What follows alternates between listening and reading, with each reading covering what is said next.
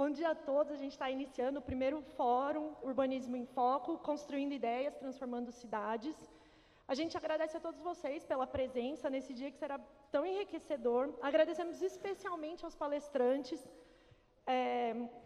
que generosamente aceitaram o nosso convite para estar aqui hoje, as autoridades presentes, a vereadora de Santa Bárbara, Esther Moraes. Caso tenha mais alguma autoridade, por gentileza, depois deixe os dados com a gente. Quero falar um pouquinho sobre o Planejapira, que é o nosso grupo. Então, o Planejapira é um grupo formado atualmente por cerca de 50 profissionais e estudantes da área de arquitetura, urbanismo, paisagismo e engenharia, que articula para propor soluções urbanas e ambientais para Piracicaba e região. O grupo atua no estudo, elaboração e defesa de projetos e iniciativas que estimulam o uso de tecnologias verdes e inovação no planejamento urbano, incentivam parcerias públicos-privadas e a captação de recursos para a execução, promovem projetos de arborização, infraestrutura sustentável e inclusão, apoiam cooperativas, ações educativas e economia circular, valorizam o espaço público como elemento central da cidadania e qualidade de vida, desenvolvem e aprimoram o planejamento inteligente e projetos de urbanismo, além de políticas urbanas inclusivas, sustentáveis e resilientes, incluindo assuntos pertinentes e urgentes para melhorias em governança, gestão pública e qualidade de vida da cidade. Gostaria também de agradecer aos nossos apoiadores e colaboradores, sem eles a gente não estaria conseguindo fazer esse evento. Então, muito obrigada à Expo Construção Civil, a Renata, que nos cedeu esse espaço. Vai Construir, CAL, VF Ambientes Corporativos, Paisagista Maria Paula Orlando, Jardim e Companhia, ao SESC, SENAC, SEBRAE, PSEG, Arbolink, AIX, Agência de Inovação, Café Morro Grande, Smart Public, Porto Belo Shopping, Idecor Planejados e a Carol Ferrão. O Fórum Urbanismo em Foco integra a programação oficial da segunda Expo Construção Civil de Piracicaba. Nossa programação tem 3 mesas de debates e painéis temáticos, reunindo especialistas, autoridades e sociedade civil para discutir o futuro da cidade com foco em sustentabilidade, resiliência e inovação. Gostaria de pedir a atenção de todos os palestrantes e mediadores para o cumprimento do tempo previsto para cada mesa e também avisar aqui no final de cada bloco, no final do bloco da manhã e no final do bloco da tarde, a gente vai ter alguns sorteios para quem está aqui com a gente, né, no evento, e também quem quiser escanear, a gente deixou 2 QR Codes na entrada, lá na porta vermelha. Quem puder, por gentileza, escanear e preencher a nossa pesquisa sobre o evento, a gente agradece, e também vai estar concorrendo ao sorteio de vários livros e itens que a gente gentilmente recebeu dos palestrantes. E agora, para o primeiro painel, a mediadora será a engenheira civil e mestre em urbanismo, a Silvia Morales. Para essa palestra de abertura, o tema é Cidades Sustentáveis e Resilientes, Urbanismo Regenerativo. Eu convido o Maurício Guerra. Obrigada, Maurício. Maurício Guerra é arquiteto, urbanista, mestre em engenharia civil, com mais de 25 anos de experiência na área de meio ambiente e sustentabilidade urbana, gestor público há 18 anos e atualmente ocupa a função no governo federal de diretor do meio ambiente urbano do Ministério do Meio Ambiente e Mudança Climática. Então, por gentileza, Silvia, Maurício.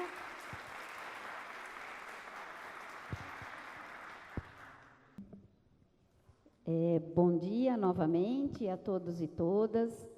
É uma alegria, né, estarmos aqui nessa sexta-feira na Expo Construção Civil, podendo discutir, podendo aprender mais, podendo ter essa interlocução aí com vários atores que pensam numa cidade mais justa, uma cidade de mais qualidade. Eu quero, bem rapidamente, para passar já para o Maurício, né, porque nós estamos assim com várias mesas bacanas, não podemos perder muito tempo com outras coisas, vamos direto às palestras, mas eu quero agradecer imensamente a todos e principalmente a todos os palestrantes, né, que prontamente se dispuseram a estar aqui, né, pessoas de fora, como o pessoal de Brasília, né, o Maurício veio de longe. Quero agradecer ao Adalberto Maluf, que era também para estar aqui. Ele é secretário nacional, depois você fala o que né, tem uma sigla grande aí no Ministério de Meio Ambiente, mas não pôde estar com a gente, e prontamente indico ao Maurício. O Maurício, pelo jeito, tem muitos fãs em Piracicaba, que eu já vi. Então, assim, vai estar super representando também o Adalberto, com certeza. E agradecer aí o pessoal que vem de Campinas, né, Gabriel, o João, o pessoal que veio do Rio de Janeiro, vai chegar aí à tarde, o Alex, enfim, todos que estão aqui para que a gente possa fazer um bom debate e, no final, encaminhar tudo que foi discutido aqui para, quem sabe, a gente poder estar colaborando com uma Piracicaba aí mais saudável, com uma qualidade de vida para todos. Eu acho que o Grupo Planeja Pira é o primeiro, então nós estamos aqui meio nervosos no início aí, o primeiro fórum, mas que provavelmente terão outros debates, fóruns, encontros. Sigam as nossas redes, @planejapira. E é isso, então já passo para o Maurício para a gente não perder muito tempo. E aí nós temos, assim, acho que não estava, Janine, questões na primeira mesa, mas eu acho que vai ser tão enriquecedor que talvez a gente, dependendo do tempo que o Maurício precise, aí a gente abra para o debate. A primeira seria uma palestra de abertura, mas eu acho importante se a gente conseguir debater e ver o que o governo federal está proporcionando aí para as cidades. Acho que está todo mundo com sede de aprender, porque, de fato, a questão ambiental aí é primordial, né, com todos esses problemas aí que a gente tem visto das mudanças climáticas. Então, a Célia vai estar organizando o tempo ali, então ela vai fazer uma plaquinha, falta 10 minutos, falta 5 minutos, e a gente tenta abrir. Maurício, muito obrigada mesmo. Depois você vê se você quiser ficar de pé, acho que a gente organizou aqui, mas como você fique mais à vontade, e aí a gente está à disposição, tá bom? Obrigada. Vou tentar ficar sentado aqui, mas vamos ver. Também fico meio em pé, mas vamos lá, vou tentar aqui, a gente consegue sim.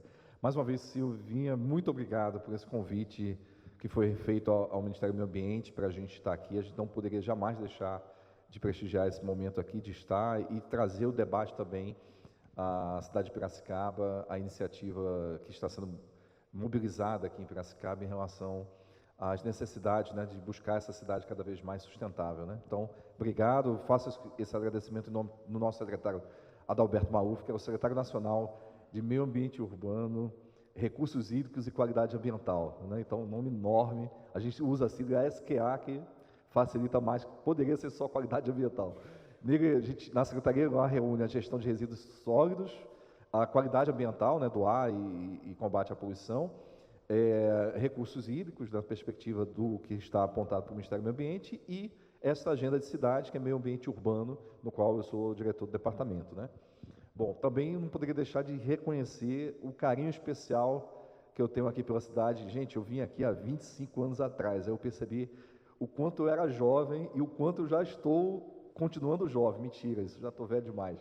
Mas eu tenho um carinho muito especial, que tem um casal maravilhoso, o Estevão está ali, de amigos que a gente conheceu na vida, de arquiteto, que perambulava pelo mundo, né? Então a gente caía aqui em Piracicaba e tem uma admiração especial pela cidade, por tudo que ele passava. Então, tive esse prazer, é um prazer enorme estar retornando aqui, então, nesse momento, após tanto tempo. Mas vamos lá, que a palestra é longa, tá? Mas vamos lá.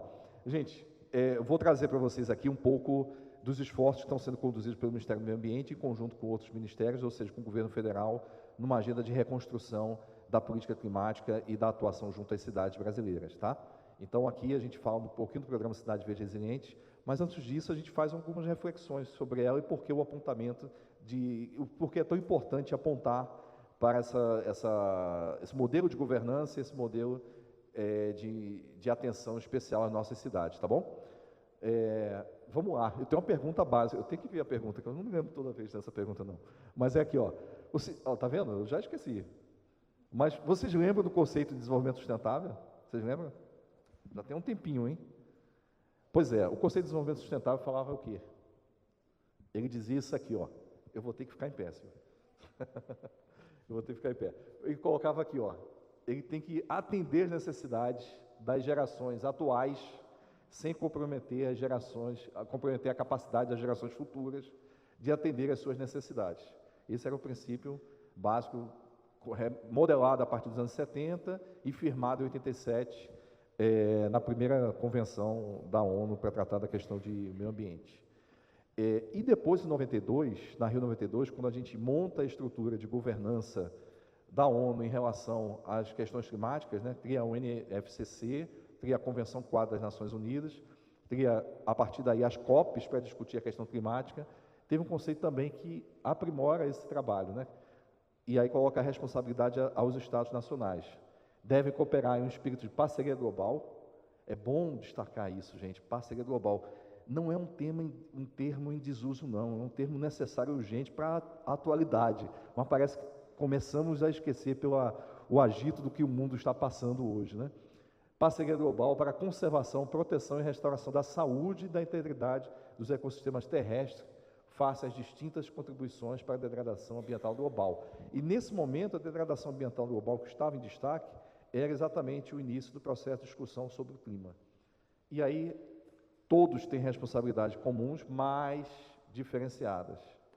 Então, evidentemente, aqueles que contribuem com a maior poluição e maior degradação têm um compromisso maior de agir. Gente, mas olha o que aconteceu depois desse período todo, né? Então, esse é o quadro das crianças nascidas em 2020, comparada com as nascidas em 60.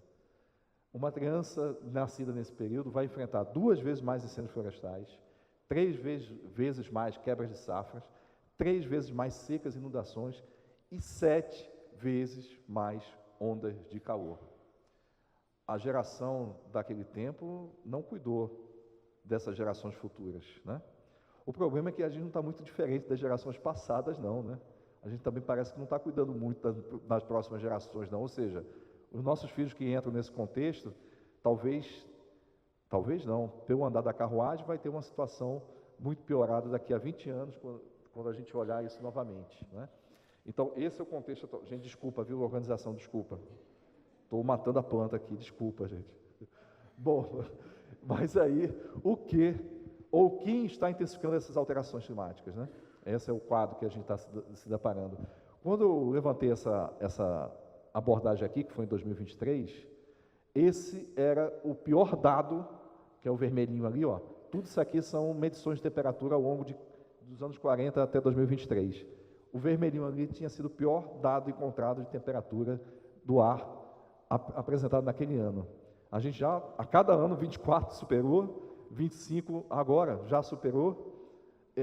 Em março a gente superou de novo isso, em 2025, e nos oceanos a mesma coisa. Quando eu verifiquei isso lá em 2023, estava lá 21 graus, e a gente já bateu de novo o recorde de temperatura nos anos seguintes, 24 e 25 novamente. E aí você vê a diferença forte ali colocada.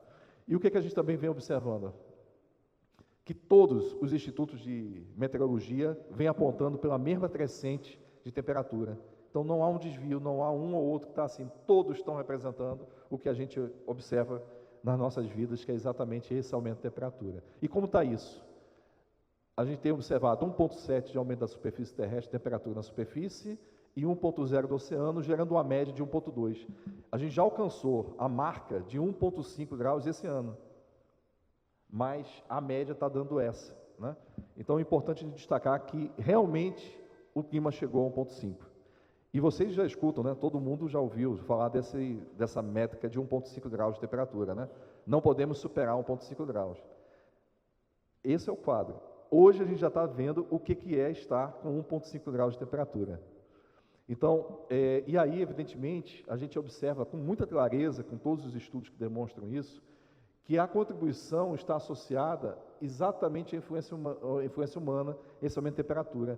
Isso ali está representando que exatamente são as emissões dos gases de efeito estufa, né, principalmente de carbono e metano, que estão indo na atmosfera, que estão elevando demasiadamente essa temperatura. E todos os efeitos naturais estão lá embaixo, sem representar qualquer forçante sobre esse aspecto de mudança de temperatura. E o que é engraçado quando a gente observa como está distribuído os gases, né, gente? A gente tem só 0,04% são esses gases de efeito estufa que dão as condições de vida na Terra, né? Que dão a temperatura adequada para a sobrevivência humana e, aliás, a sobrevivência de todo a biota. E aí, somente esse percentual aí de 0,04% da contribuição geral é que está sendo intensificado com as atividades humanas, né? Então, esse seria o quadro natural. Então, de CO2 na atmosfera, ele aumenta 7,2 graus, o outro metano, né, que é uma contribuição importante também, aumenta de 0,8 graus, mas esses gases estão sofrendo exatamente a forçante. E de onde está vendo isso, né? Sobretudo da queima de combustíveis fósseis. 85% do aumento do gás de CO2, ele está sendo provocado pela queima de combustíveis fósseis, com participação forte do carvão mineral, do petróleo e do gás natural, e os outros 10% é a queima de biomassa e mudança do uso do solo, ou seja, é do estoque de vegetação existente no mundo e que está sendo substituído, ou seja, retirado ou queimado, ou sendo retirado do local onde está. Quando a gente olha o CH4, né, o metano, e aí a gente vê também, ele está sendo expelido pela extração do combustível fóssil, pecuária, deposição de lixo, são os principais fatores ali relacionados a ele. E o óxido nitroso, o setor agropecuário, ele é fortemente influenciado exatamente os fertilizantes no solo que provocam as emissões desses gases, né? Então, o que acontece? A gente olha como aumentou, só apresentando de 80 a 2021, o quanto aumentou a participação da presença desses gases na atmosfera, que é exatamente o elemento que leva àquele aumento de temperatura. Se tem mais desses gases na atmosfera, maior então a retenção de calor no nosso planeta. E aí não tem dúvida, eu vou precisar da tua ajuda. Tu aperta lá, o play na imagem. Então vocês podem ver aí, cada círculo desse é o intervalo de temperatura que foi aumentado em cada ano desse. Então, cada linha dessa é o ano. E aí a gente vê onde esta linha está no ano, do quanto teve de aumento de temperatura naquele ano. E aí a gente observa ano a ano, lembrando que os gases têm efeito cumulativo. O metano leva 12 anos para desaparecer da atmosfera. O dióxido de carbono leva centenas e centenas de anos. Então, esse é um pouco o exemplo. Então, esses gases vão se acumulando ano a ano e essa temperatura vai sendo assim aumentada. E esse é o efeito que nós temos, que mostra, mais uma vez, inequívoco, a alteração da temperatura pelo acúmulo de gases que nós estamos levando para a nossa atmosfera. Esse é o cenário. E aí, quem está fazendo isso? Né? A gente já viu que está acontecendo isso. Quem tá fazendo... É Germana ali, gente? Não, né? Não, gente, eu estou cego ainda. Igual, né, Estevam?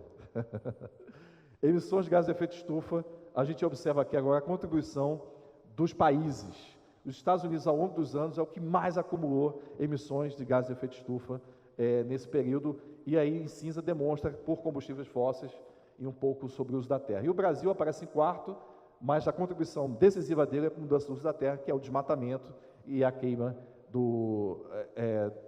exatamente das florestas. Quando a gente observa sobre a questão de emissões de dióxido, a China, anualmente, né? Então, hoje é a China que mais contribui para as emissões, e estão aqui representadas exatamente com esse percentual aqui de contribuição direta por emissão de combustível fóssil, é exatamente a China, e o Brasil não aparece lá embaixo, se não me engano aqui está em 11º em relação a essa contribuição direta. E em todo o mundo, a gente observa fortemente exatamente esse gráfico de como aumentou essas emissões ao longo do tempo em todo o mundo. Mais uma vez, acumulado, nós temos os Estados Unidos aparecendo aqui em primeiro, quando a gente trabalha somente a questão dos combustíveis fósseis, a observação, e a China em segundo de contribuição. Esses são os maiores emissores. Estados Unidos, China, Rússia, aqui a gente coloca a União Europeia, né, como um todo, e a Índia aqui na sequência, Japão e Índia. Esses são os que mais contribuem, por isso que era importantíssimo aqui que foi travado em 92, de que todos têm responsabilidade comum, mas diferenciada na sua ação. Esses precisam colaborar com esse processo. E aí, uma pergunta hoje, que a gente está se aproximando já da COP, todos os países nessa nova rodada têm que apresentar a sua contribuição determinada para a redução dessas emissões, para mantermos a temperatura em 1,5 grau, todos os países, são 196 signatários. Quantos apresentaram? 29 países apenas. Quantos dos principais emissores apresentaram suas emissões? Pois é, nenhum. Então, estamos num próximo ciclo de 5 anos em que os países que mais emitem não estão apresentando suas contribuições para essa redução. Como é que é isso no mundo? No mundo, a comparativa entre as emissões do Brasil e do mundo é o inverso, né? Enquanto todos esses são aqui energia, que é praticamente carvão mineral e combustível fóssil, o Brasil inverte isso, ele tem maior contribuição do uso da terra, 62%, atividades agropecuárias e desmatamento. Essa é a emissão do país. E quando a gente observa na questão das emissões aqui desses 31%, 47% está destinado à questão dos transportes, ou seja, é a operação, é o consumo de diesel praticamente, que faz a grande elevação no que diz respeito a esses 31%, 47% dele está relacionado a transporte. Então, nosso diesel, o consumo desse combustível com mais, diesel, querosene de aviação e gasolina, né? São esses 3 aí componentes que estão aqui. Então, por isso que é tão importante um processo de eletrificação da frota de ônibus no país, como um exemplo. Bom, e quem são os maiores emissores por estado? Então, nós temos essa contribuição aqui associada, como está vinculado muito à questão do desmatamento e a queima, então esses são os estados mais emissores aqui do nosso país. Pará, Mato Grosso e Maranhão, em 2023, a gente tem esse registro. Praticamente as emissões são rurais, praticamente no mundo é inverso, né? O urbano que contribui com essas emissões, o rural 30%, mais uma vez no Brasil inverte essa lógica e 70% está nas emissões do campo com essas mudanças de uso. Mais uma vez, quando a gente observa qual é a contribuição direta desse aumento de temperatura, agora não mais em emissões, mas em temperatura, o Brasil tem uma emissão aqui de contribuição de 0,08, que representa o dobro do Reino Unido e 4 vezes aqui a Austrália em relação a isso. Mas a China é 0,2 e os Estados Unidos 0,2. A contribuição desses 2 gigantes, hoje, desse multipolar mundo, é o que tem maior contribuição na sua pegada. Então, esse é o cenário, gente, que a gente está vendo de como essas temperaturas aumentam, como as emissões têm contribuído, quem são os responsáveis, e aí a gente dá uma olhada agora no urbano. Quando a gente olha aqui, está a distribuição do planeta, né, com maior participação aqui da população na Ásia, e as cidades aqui no contexto global, tem uma economia pujante, né, de 70%, tem emissões de gases na casa dos 70%, tem um consumo global de energia na casa dos 60%, e os resíduos gerados são das cidades em torno de 70%, ou seja, uma contribuição importante nesse contexto, na ocupação de apenas 4% da superfície da Terra. Imagina se o urbano fosse maior nesse contexto, não teria mais planeta há um tempo, né? E aí, quando a gente olha a realidade brasileira, 87% dessa população está nas cidades, muito parecido com o padrão urbano do mundo. 61% estão concentrados nas regiões metropolitanas e usando apenas 0,5% de superfície da Terra. E quando a gente olha a questão dos desastres, 93% dos municípios do Brasil foram atingidos por desastres no período de 10 anos, impactando, com ocorrências diretas de mais de 5 mil, impactando 23 milhões de pessoas, ou seja, 10% da população nacional. E aí, a gente começa a observar esses efeitos dessa alteração climática sobre a realidade do nosso país. E o que vem acontecendo? Fortemente, mais chuvas extremas. Em 10 anos, olha onde concentrou as nossas chuvas extremas. Na região sul do país e algumas regiões aqui do norte amazônico. Aqui também, essas chuvas intensas prolongadas, né, representando aqui valores médios de 140 a 160 milímetros de chuva. É muita chuva. Na minha cidade, choveu acima de 30 milímetros, a gente já nada com nossos tubarões queridos, minha cidade é o Recife, né? Estou brincando, né? Mas 30 milímetros já intensa, você já tem a cidade alagada nesse período. Quando a gente olha a questão agora de temperatura, está errado aqui, mas de temperatura, a gente observa nesses 10 anos um aumento significativo de 3 graus de temperatura média no país. 3 graus é muita coisa quando a gente fala de temperatura em apenas 10 anos. Né?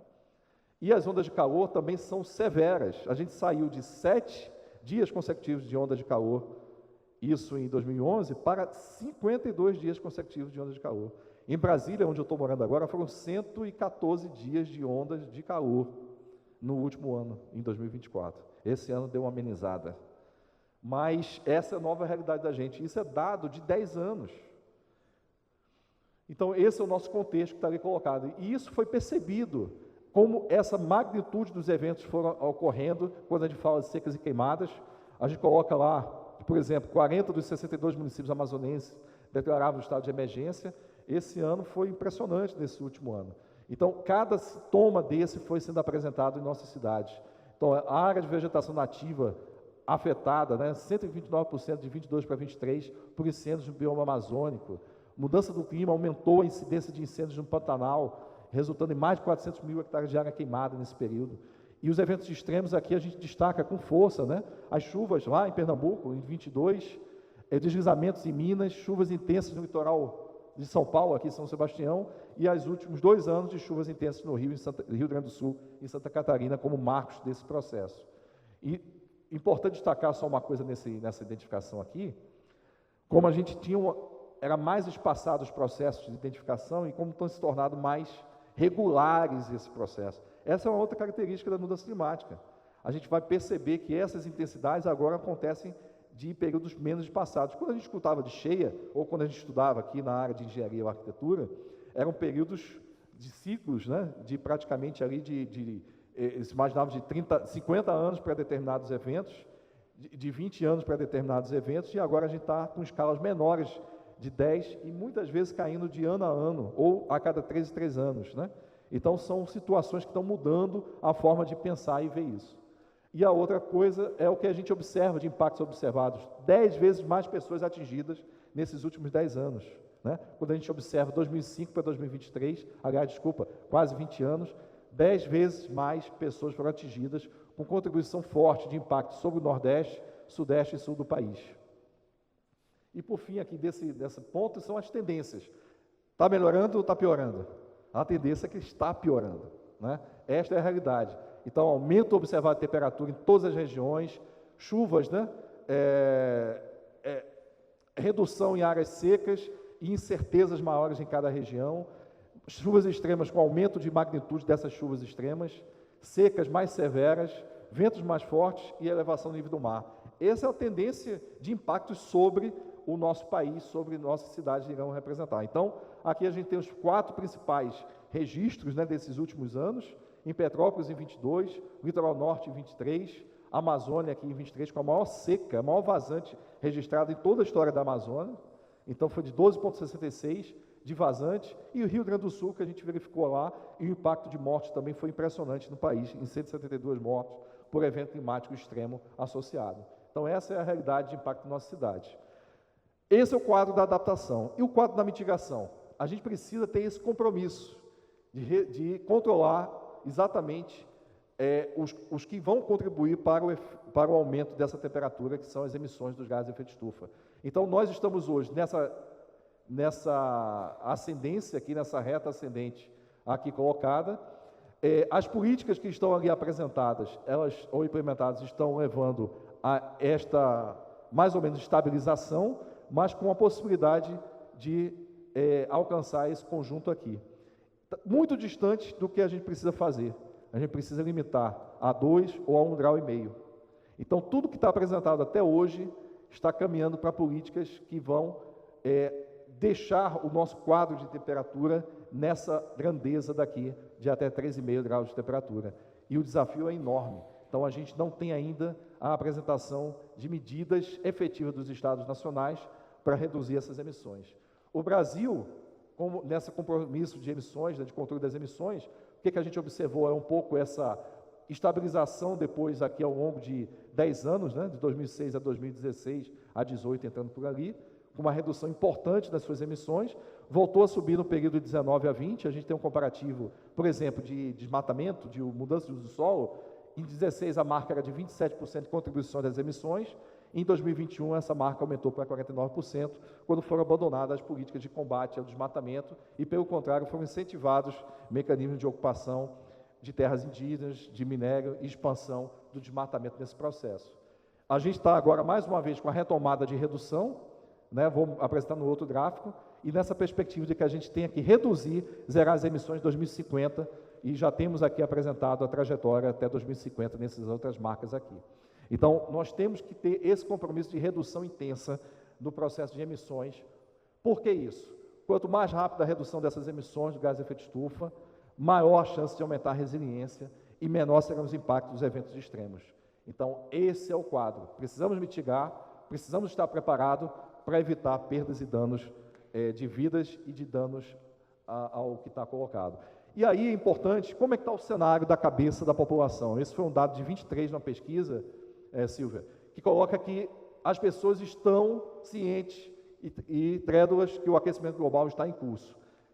Ainda não entendo por que esse número não é igual a esse, pelo menos, mas 77% está consciente de que a causa humana é o fator determinante para isso.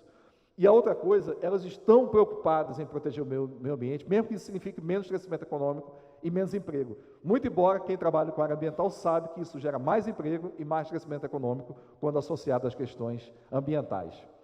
A outra é que, olha aí, Silvia, a esperança, Silvia.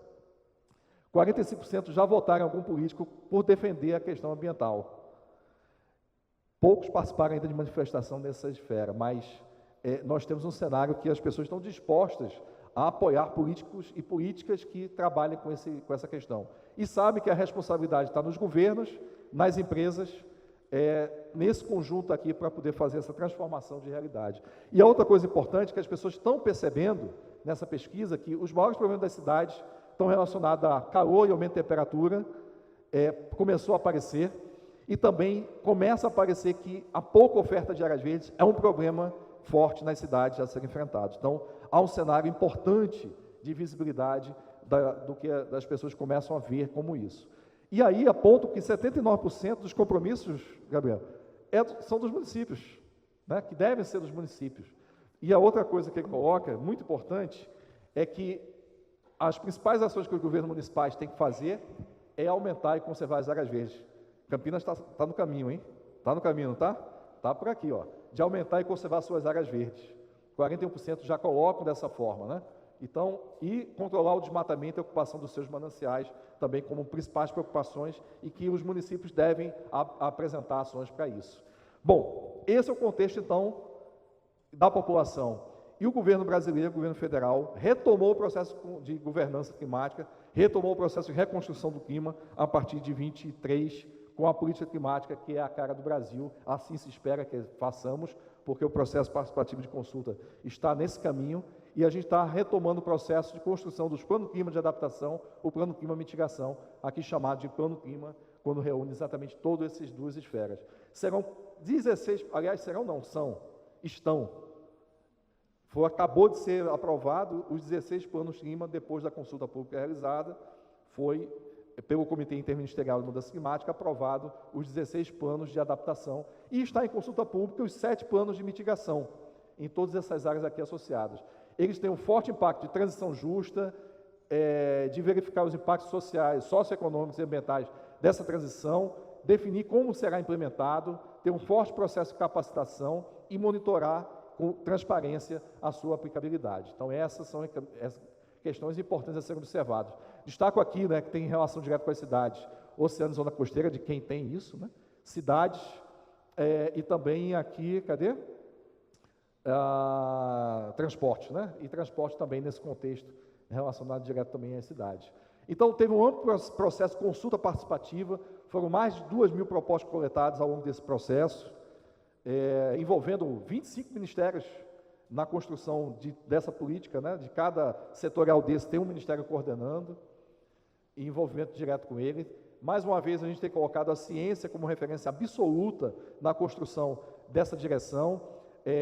Então, o Plano Clima responde, né, e orienta aqui essa referência na literatura científica, com mais de 1.000 publicações referentes a isso, em que coloca esse mecanismo da flor de risco como elemento a ser observado na análise do plano climático. E aqui a gente botou a visão geral, gente, que é colocar o Brasil nessa trajetória. Gente, não é fácil dispor desse conjunto de mecanismos, mas colocar o Brasil na trajetória de ser um país resiliente, sustentável, seguro, justo e desenvolvido, com governo e sociedade conscientes e engajados diante de um clima em mudança. Esse engajamento é a trajetória de mudança que a gente pretende fazer. E, mais uma vez, aqui na questão das cidades, cadê a gente? Onde é que está aqui? Oceano e zona costeira, promover a produção sustentável e resiliente, não, aqui, vai estar aqui. Cadê? Aqui. Incentivar entes subnacionais a adotarem o desenvolvimento urbano integrado e sustentável é um dos objetivos nacionais da mitigação nesse processo. Bom, o Plano Setorial Cidades, em discussão, vem trabalhando muito esse aspecto da questão da redução das emissões, da descarbonização do transporte coletivo, de promover um planejamento urbano integrado e recuperar a nossa vegetação nativa e incrementar a arborização urbana. São eixos importantes que estão sendo constituídos no Plano Clima Mitigação, que eu convoco a todos vocês contribuírem com a proposta. Além disso, o Brasil, como sede da próxima COP30 agora, que já estamos há menos de 100 dias, foi o primeiro a apresentar as suas contribuições nacionalmente determinadas para esse universo dos próximos 5 anos. E a gente está com o compromisso de limitar até 35, 57 a 67% dessas emissões, e adotando um processo de federalismo climático envolvendo os estados e municípios nessa ambição de reduzir as emissões em conjunto com eles. Então, nós hoje já apresentamos um processo importante de redução. Em 2023, caímos para 1,65 gigatoneladas de carbono nesse processo. Estamos, assim, indo na reta descendente de contribuição e chegar nos patamares estabelecidos em 25 e 30. Aliás, 25 a gente está longe, né? A gente não chegou em 25. A gente ficou com 1,65 quando era 1,32 aqui. Na verdade, vai ser um pouquinho menos aqui, né? Mas com essa ambição de chegar aqui em 35, nesse intervalo de 1,05 a 1,085 de emissão e chegar em 2050 com 0 emissões. Ou seja, não estaremos dependentes apenas de reduzir no setor agropecuário ou no combate ao desmatamento, mas terá que reduzir sobre o fator de energia, que está componente fundamental para a cidade, como eu mostrei para vocês no slide anterior. Então, chegarmos a líquido zero, todos os setores econômicos terão que contribuir fortemente nessa redução. Como eu coloquei, o federalismo climático é a direção desse processo. Hoje, União, Estados e Municípios nessa contribuição direta. Tivemos aqui em 2024 uma lei da deputada federal Tabata, né, que estabeleceu o plano de adaptação, as diretrizes para que todos os planos de adaptação sejam feitos, e a gente estabeleceu também no Conselho da Federação que o federalismo climático é um compromisso da União juntamente com os estados e municípios. Nesse contexto, é que eu situo para vocês como está o programa Cidade Verde Resiliente, aquela tela inicial lá que eu mostrei. O Maurício, eu sei que agora vem a parte mais importante que a gente quer saber, mas se você conseguir dar uma corridinha, o grupo está nervoso aqui, porque, na verdade, nós quisemos acolher várias mesas. Quanto tempo eu tenho? 5 minutos? Vamos dar uns 10 minutos, 10 porque está muito ainda? interessante, né, gente? Devia Vamos correr agora. ter redistribuído Vamos correr. mais, mas acho que é isso, uns 10 minutos, né? Perfeito, vamos lá. Então, o Plano Clima estabelece as linhas gerais, o Cidade Verde Resiliente ajuda as cidades e estados a implementar a agenda climática, e nós temos 2 experiências e processos de consolidação, que eu vou citar mais à frente, que é o Adapta a Cidade, ajudando, apoiando mais de 600 municípios a construírem seus planos de adaptação, e o Cidade Modelo Verde Resiliente apoiando 50 municípios com estratégias de mitigação e adaptação. Aqui é o programa, para quem quiser conhecer um pouco mais, a gente vai entrar agora aqui no programa, e aí, esse programa nasceu aqui em 2024, com os ministros, aqui o presidente Lula assinou no Dia do Meio Ambiente, e a ideia do programa é aumentar essa qualidade ambiental e a resiliência das cidades brasileiras, integrando essas políticas urbana, ambiental e climática, estimulando, lógico, suas práticas sustentáveis e, sobretudo, os serviços ecossistêmicos. O segredo está na recuperação do verde às nossas cidades, para reduzir as emissões e, evidentemente, também diminuir as temperaturas e os impactos das chuvas nas cidades. Houve todo um processo de construção desse programa de forma participativa, foram 8 oficinas, com mais de 1.300 participações, quase 2.000 contribuições ao texto, que levaram, então, a gente que fechar a ideia do programa, como estou apresentando aqui a vocês. Ele tem 6 temas, né? Diretamente são os temas que envolvem o conjunto de intervenções na cidade. Então, o uso e ocupação, áreas verdes, arborização urbana, a infraestrutura verde com as soluções baseadas na natureza, as tecnologias de baixo carbono apontando para a eficiência da construção e as construções sustentáveis, mobilidade urbana e gestão de resíduos, 3 elementos fortemente que ajudam a adaptação e 3 elementos fortemente que ajudam na mitigação das emissões, e ambos com contribuições, com co-benefícios para uma política ou outra de redução de emissão ou de adaptação. A gente vai implementar isso com 5 linhas daqui, articular institucionalmente os estados e municípios e as organizações, orientação técnico-normativa, né, a gente fazendo vários normativos aqui para esse caminho, trabalhar a capacitação e a informação, promover projetos, o quanto é necessário projetos para as cidades, e ampliar os mecanismos de financiamento. Isso tudo com um olhar sobre os beneficiários diretos, são os mais vulneráveis do ponto de vista social e climático, e as regiões metropolitanas, esse é o olhar que o programa tem que atender. E a ideia dele é que a gente faça uma grande rede de mobilização e articulação com cidades, estados, empresas e a sociedade, organizações da sociedade, para que a gente tenha um compromisso de reduzir essas emissões e implementar uma agenda de adaptação. As oportunidades estão apresentadas, né? A gente coloca que a grande oportunidade consiste exatamente na recuperação desse verde para promover essa resiliência. Não tem caminho para a neutralização das emissões sem considerar o verde novamente recuperado como princípio. Claramente ele tem uma contribuição de redução das emissões, claramente ele reduz a temperatura de até 12 graus numa cidade, e claramente a gente percebeu que nos impactos que eu citei, todos aqueles impactos que eu citei das cidades, todas as áreas de preservação permanente, elas conseguiram reduzir enormemente as inundações. Onde não tinha, as inundações foram extremamente impactadas na região, fora os benefícios diretos à saúde. Então, não há caminho sem isso. Nesse contexto, a gente está colocando uma meta ousada porque é aumentar 1%, 3% área verde na cidade. Quando a gente teve o relatório do MapBiomas agora, teve uma redução drástica, agora esqueci o número, de redução ao longo de 85 até agora, de redução drástica, né, de aumento da ocupação urbana sobre as áreas naturais. A gente tem um compromisso de tentar até 2050 aumentar em 3% essa área verde nas cidades, em 300 mil hectares até 2050. E com uma observação importante, que também indica e orienta a questão da arborização urbana nas cidades, é que a gente tenha 3 árvores sendo observadas na proximidade do lote, 30% de cobertura verde dos nossos bairros, e estejamos a 300 metros de proximidade de nossas áreas verdes. Bom, aqui tem um pouco de que temos para cada nicho desse de atuação, do que desejamos que as cidades tenham. Eu não vou conseguir aqui detalhar cada um desse, mas eu quero destacar que as cidades precisam ser mais verdes, compactas, habitáveis, com caminhabilidade, que a gente aumente nossas áreas verdes e a arborização urbana, e que tenhamos cada vez mais soluções baseadas na natureza como soluções para as infraestruturas. Construções sustentáveis, mobilidade ativa integrada ao verde e lixo zero, orgânico lixo zero. O que desejamos do programa é que a gente direcione esses investimentos para a promoção dessa cidade verde resiliente, para mitigar e adaptar, que a gente promova a sustentabilidade nas construções sustentáveis, conecte áreas verdes e arborização. É fundamental conectar, não apenas ampliar, mas conectar essas áreas verdes e gerar essa sinergia direta entre soluções cinzas e soluções verdes para os problemas urbanos que nós temos. E aí destaco as ações iniciais, diretamente do que a gente está implementando.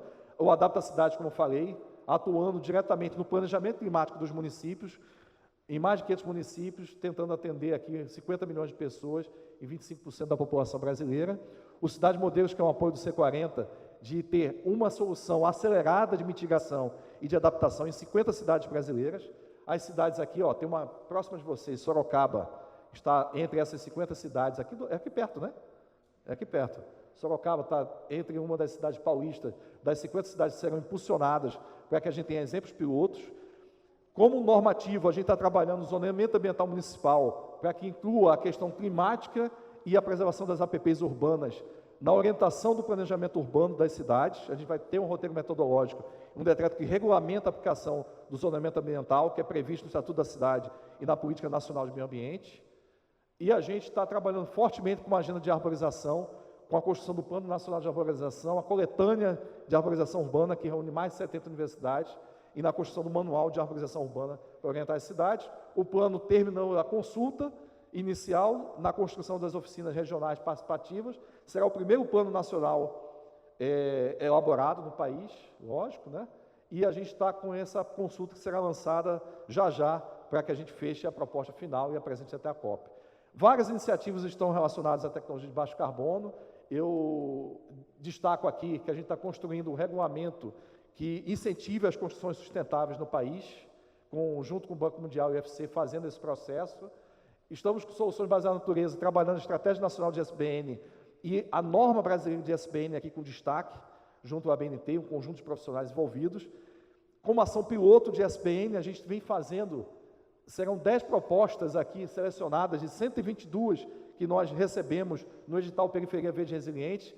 É solução baseada na natureza nas periferias, né? Aqui, se eu não me engano, teve perto, na proximidade, não, no ABC Paulista, em Diadema, né? Em Santo André também apresentaram propostas.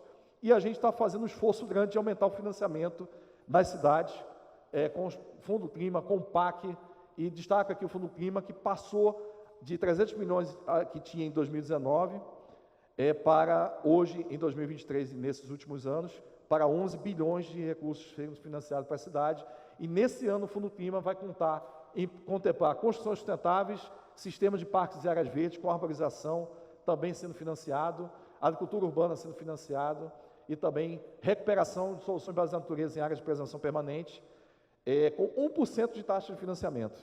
Não tem. Melhor que isso só quando a mãe empresta para a gente. Fora isso, não tem não. A mãe não empresta, né? Mas fora isso, não tem. E aí a ideia é que a gente tenha projetos de revitalização dessas áreas verdes, implantação de unidades de conservação, recuperação de APP. Outro importante componente do Fundo Clima, desimpermeabilização, que é fundamental para a gente conseguir obter aquele aumento de construção sustentável, de áreas verdes nas cidades. Então, todo esse conjunto de projetos podem ser apresentados.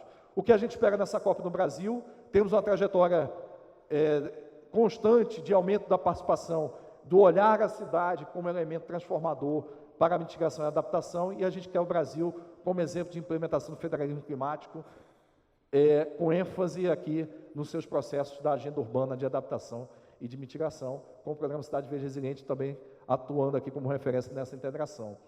Esse é o conceito que a gente deseja transformar nossas cidades, tornando elas mais verdes e resilientes. Eu queria dizer que isso não está distante, mas é de muita luta. Trago um exemplo da minha cidade querida, Recife. A proposta recuperada e translocada para o ano de 2023 previa, mais uma vez, um impacto direto de vias de circulação de 4 faixas, adentrando, Silvia, o rio. Nós conseguimos desfazer e apresentar uma proposta do Parque Capibaribe, como ele é um projeto estruturador em todo o rio Capibaribe, que são 30 quilômetros, 15 de cada margem. Esse trecho aqui tem mais ou menos 1 quilômetro, foi reposto, aquela proposta morreu e colocamos isso. Ele emite 42% menos CO2 na sua implementação e, evidentemente, dá uma qualidade ambiental urbana significativa com todos os princípios de cidade sustentável que devemos ter. E ele está implantado nesse trecho. Essa é a realidade de convivência, as nossas capivarinhas aí, voltando a conviver nos ambientes urbanos ali, integrando natureza e vivência do espaço. Impressionante a dinâmica como está usado. Mas Piracicaba não está distante não, hein? Vocês conhecem muito bem, existe alguns milhões de projetos de integração do rio Capivara, do rio Piracicaba, Capibaribe, Piracicaba, agora juntou tudo, e as capivaras entraram na minha cabeça. Então, essa proposta, eu peguei uma proposta de Carlos Leite, né, que foi apresentada de algum desses diversos projetos que tiveram na região do Rio, e tivemos aí também o Vivido, né, vocês tiveram uma pílulazinha de implementação do que seria o projeto, aqui na Renato Wagner, não é isso? Uma pílulazinha também do que é vivido, do que muda a realidade, do como transforma a vivência dessa integração das cidades. Então, não estamos distantes. Mais uma vez, quem quiser entrar na plataforma Redes e acompanhar toda a dinâmica de implementação do programa Cidade Verde Resiliente, fiquem à vontade, eu convoco a todos que se inscrevam e acompanhem a dinâmica, e não poderia ser diferente. Eu queria também convocar a todos que estão aqui, sirva um esforço para que você possa também estar lá e mobilizar mais uma vez essa agenda. A gente chama vocês, de 9 a 11 de setembro, teremos o nosso segundo encontro Cidade Verde Resiliente acontecendo em Brasília. Salve, se mobilizem, daqui a algumas 3 semanas, se eu não me engano. Espero contar com vocês para que a gente possa impulsionar a implementação da agenda com oportunidade para as cidades no evento. E deixo a frase da minha querida ministra Marina Silva: ou respeitamos a natureza e fazemos dela uma aliada, ou inviabilizaremos o nosso futuro. Isso, mais do que nunca, é uma mensagem para o nosso presente, para transformar o futuro, e ficamos aqui à disposição de vocês. Mais uma vez, Silvia, obrigado por essa oportunidade de compartilhar com vocês o avanço e, mais do que tudo, a esperança da transformação que reside na ação de todos nós, impulsionando a mudança de governo e mentalidade dos nossos governos para a implementação dessa agenda ousada. Tá? Muito bem, Silvia.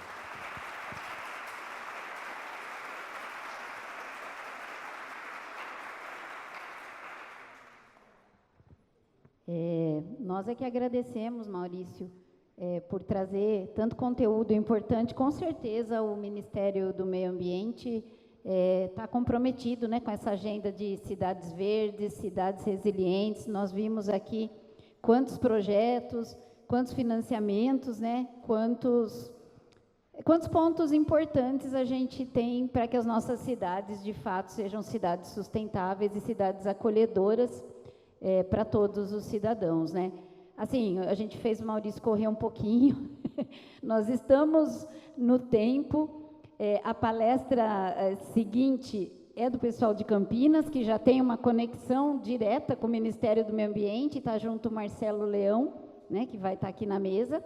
A gente pode abrir para 3 questões para não atrasar muito, pedindo para ser objetivos, para que depois a gente... O Maurício, talvez você fica com a gente um pouco durante o dia, então aí a gente pode também estar conversando nos corredores. Eu só quero fazer uma observação. Eu sinto de não ter ninguém da Secretaria Municipal de Meio Ambiente aqui, mas nós estamos com conselheiros do meio ambiente, conselheiros do Conclima, conselheiros aí, participantes da Exalc, da Fundação Municipal de Ensino.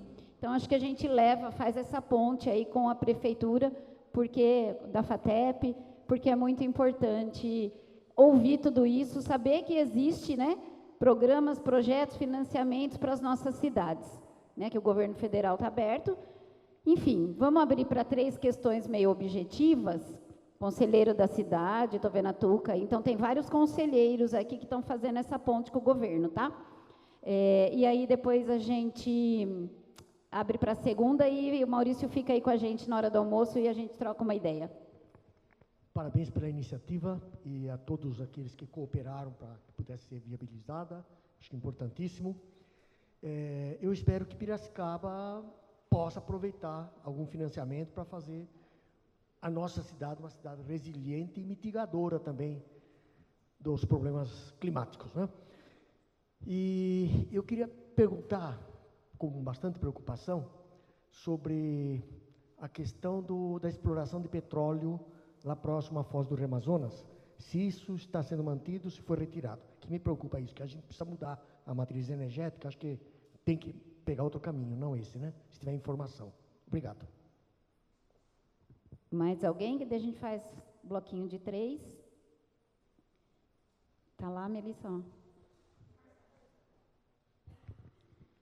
Bom, parabéns, Maurício. Eu acompanho já Recife. Eu acho que é uma cidade que realmente que a gente precisa espelhar, em Piracicaba principalmente.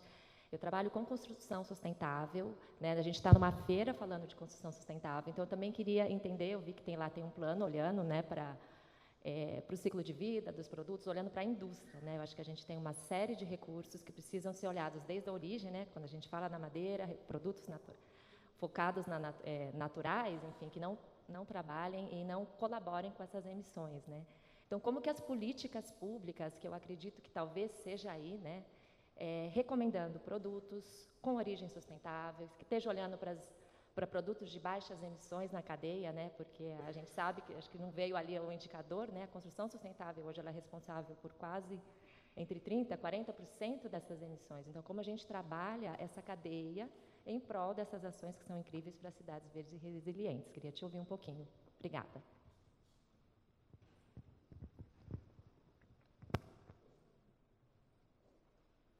Mais alguém? Acho que o Gabriel. Eu só ia perguntar se não tivesse mais ninguém, porque senão depois eu pergunto. Maurício, a gente participou, né, da primeira oficina do Plano Nacional de Arborização Urbana, então a gente já tem essa percepção que o governo federal tem tem buscado a participação dos municípios, dos técnicos municipais, e aí agora eu vi, né, nessa segunda parte aí, critérios para SBNs, critérios para construção civil. Vocês estão planejando ter esse mesmo nível de baixar até o local para ter a nossa percepção, os nossos anseios e demandas para dentro desse processo, e como que vocês estão pensando em fazer isso? Então, Maurício, você responde as 3, a gente fecha e chama outra mesa e continuamos depois no almoço, no café aí. Tá bom. Veja, sobre a margem equatorial é uma outra palestra, né? É um tamanho de palestra aqui que não cabe mais um tempo desse. Mas, assim, só colocar a posição do Ministério do Meio Ambiente, né? Então, a gente tem que... do Ministério do Meio Ambiente, a gente, enquanto política, a gente vem apontando e trabalhando pela necessidade forte do país estabelecer um processo de transição energética, né? Então, reforço, ampliação e dinamização da geração renovável, né? A gente já tem uma matriz energética bastante forte e segura nesse aspecto. Em relação a isso, a gente é o país que tem a geração energética mais limpa, né, do mundo, e a gente reforça a necessidade de manter esse processo de transição energética para o país, em que a gente assuma o protagonismo de soberania de produção de energia limpa nesse país. Então, essa é a nossa orientação e é o que a gente vem conduzindo todas as negociações climáticas sobre o assunto. Inclusive, fomos um dos proponentes na última COP em relação a essa necessidade de transição e que pela primeira vez teve a menção sobre isso e ainda era no país produtor de petróleo lá, né? E que teve exatamente a menção, entrou nas negociações a necessidade de fazer essa transição e substituição. Agora, evidentemente, a gente tem um outro papel, é o licenciador, né? Então, no licenciador, a gente está estabelecendo um critério técnico fundamental de que toda a necessidade de premissa que tenha sido apresentada seja cumprida para garantir a integridade plena dos recursos naturais que estão ali, que são únicos no mundo, que são únicos, né? Então, a gente tem ali também corais específicos e próprios e únicos da bacia amazônica de profundidade e que tem que ser totalmente respeitado. Então, essa é uma opinião que vai ter que sair do ponto de vista da análise técnica que está lá posto, né? Enquanto política, a gente prega que deve ser a transição energética o caminho. Então, essa é a posição do Ministério do Meio Ambiente, é o que a gente vem defendendo e é o que a gente vem propondo dentro do processo de coalizão de governo, para que a gente tenha esse apontamento como uma métrica a ser conduzida pelo governo brasileiro, né? Se vai sair ou não sei dizer, porque aí é uma análise muito do IBAMA, do ponto de vista de toda a análise dos critérios técnicos. Agora, se você me pergunta, é o que o Brasil deve fazer? O que o Brasil deve fazer é o que a gente está induzindo de política, né? Que é a mudança e a transição, e evidentemente não seria a nova abertura de pontos de exploração, né? E sim um investimento massivo em geração de energia renovável.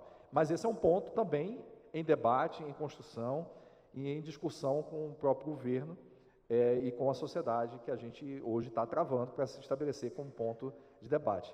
A segunda pergunta, eu não compreendi a primeira parte. Tu poderia só repetir para eu não... Por favor.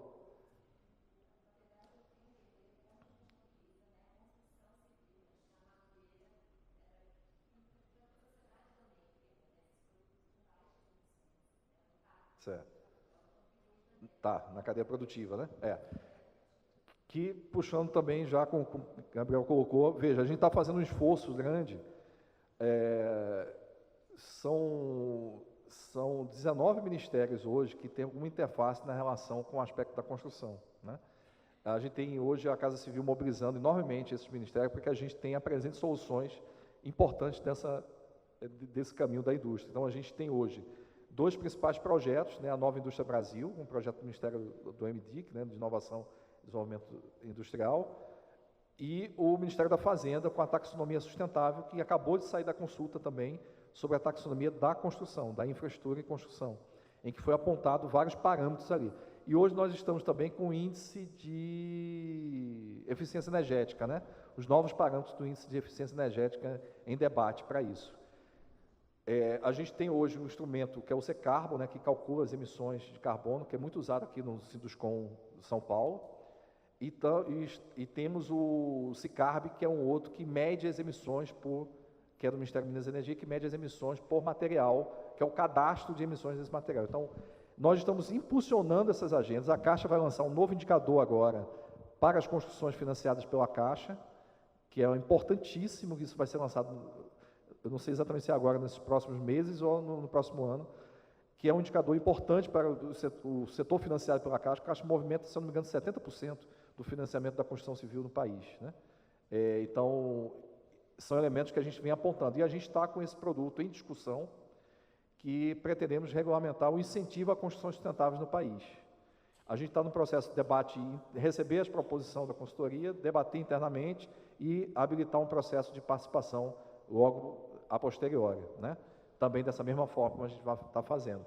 Porque a gente acredita que este é o caminho. A gente precisa autorizar as emissões do setor. Fortemente na operação, na redução operacional, né? Então, do consumo de energia, um fator importante, mas, sobretudo, no setor da construção, é a emissão indireta, que é no setor de materiais, e aí a mudança do cenário dos materiais da construção civil. Então, esse é um outro impulsionamento que a gente vem fazendo. Então, isso está no conjunto de iniciativas e ações que a gente pretende, aliás, que já estão em curso, para que a gente tenha os parâmetros de mudança desse caminho, né?